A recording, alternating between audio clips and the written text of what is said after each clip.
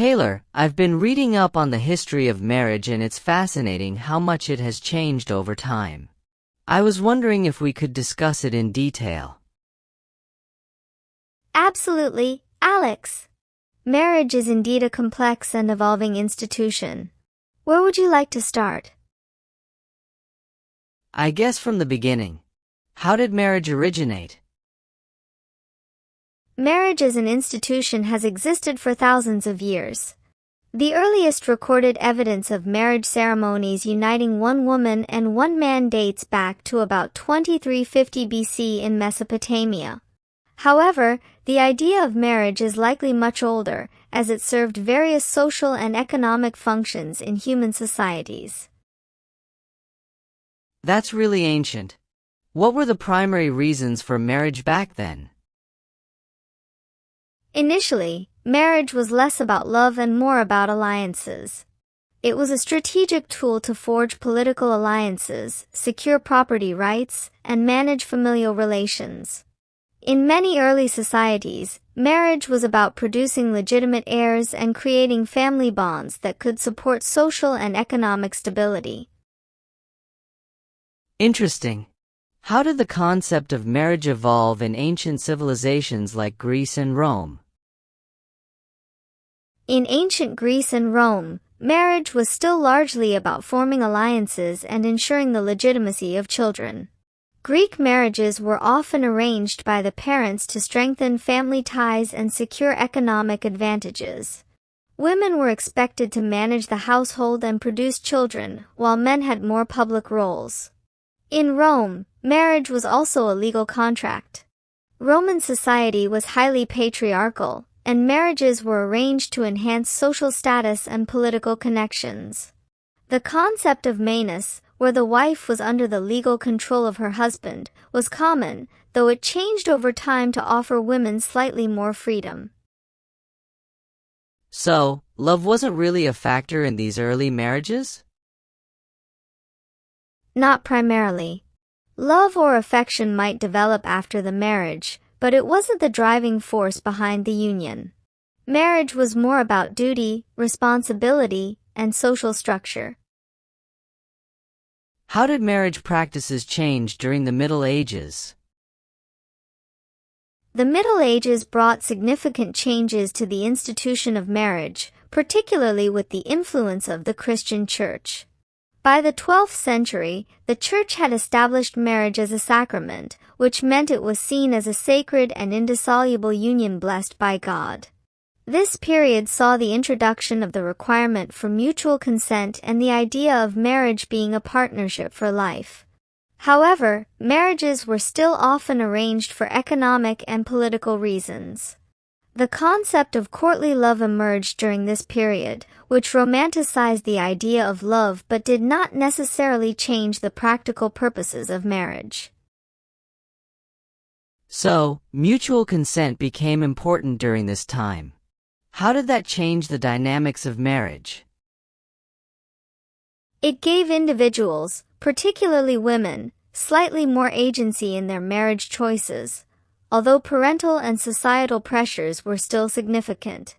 The Church's involvement also emphasized monogamy and fidelity, which influenced the structure and expectations of marriage. What about marriage during the Renaissance and Enlightenment periods? The Renaissance and Enlightenment brought further evolution to marriage. The Renaissance, with its emphasis on individualism and humanism, began to shift perceptions of marriage towards companionship and mutual respect. Marriages still served social and economic functions, but there was growing recognition of personal choice and emotional connection. During the Enlightenment, thinkers like John Locke and Jean-Jacques Rousseau discussed marriage in terms of personal happiness and mutual consent. The idea that marriage should be based on love and companionship started gaining more traction, although arranged marriages remained common, particularly among the upper classes. It sounds like the Enlightenment laid the groundwork for modern views on marriage. How did things progress from there? Absolutely. The 19th century saw further shifts, particularly with the Industrial Revolution and changing economic realities. As people moved to cities and away from agrarian lifestyles, the nature of marriage changed too. Romantic love became more central to the concept of marriage, and the idea of marrying for love rather than economic necessity became more widespread. The 19th century also saw the beginnings of legal reforms regarding marriage. Women's rights within marriage started to be addressed, though progress was slow. Laws began to recognize women's property rights, and the concept of coverture, where a married woman's legal identity was subsumed under her husband's, started to be challenged. When did love become the primary reason for marriage? It's a gradual process, but by the late 19th and early 20th centuries, the idea of romantic love as the foundation of marriage had become quite entrenched, particularly in Western societies. This was influenced by cultural changes, literature, and evolving social norms. The 20th century saw dramatic changes, especially with the advent of women's suffrage, changes in divorce laws, and the rise of the nuclear family ideal. Marriage became more about personal fulfillment and partnership. The feminist movements of the 1960s and 1970s also played a crucial role in reshaping marriage, advocating for gender equality and challenging traditional roles within the household. And what about the legal aspects? How did they evolve in the 20th century? The 20th century brought significant legal changes. Divorce became more accessible, and laws increasingly recognized the rights of both spouses. The notion of no-fault divorce, where a marriage could be ended without proving wrongdoing by either party, became more common from the 1960s onwards. Laws also began to address domestic violence and marital rape, recognizing the need for protection within the marital relationship. Additionally, property and inheritance laws evolved to be more equitable, reflecting changing societal values about gender and marriage. How has the concept of marriage changed in the 21st century? The 21st century has seen even more diversity in marriage practices and types of relationships. Same-sex marriage has been legalized in many countries, reflecting broader acceptance of different forms of love and partnership.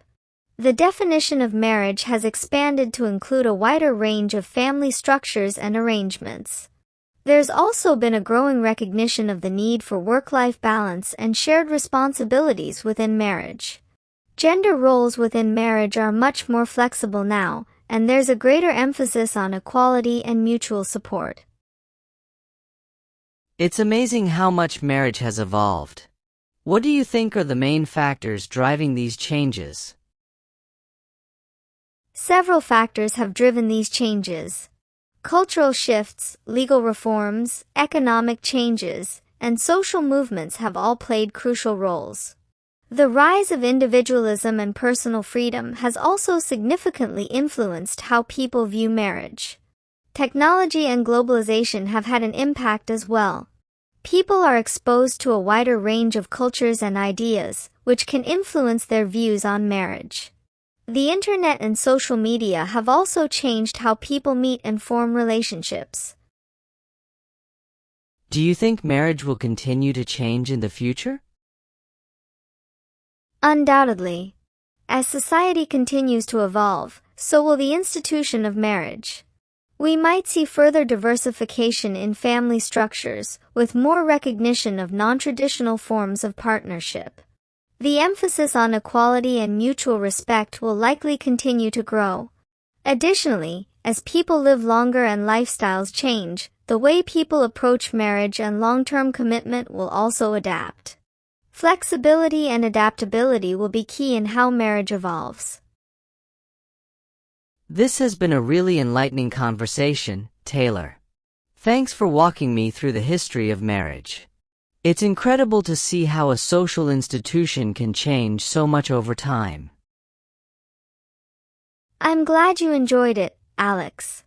The history of marriage is indeed a fascinating journey through human society and its values.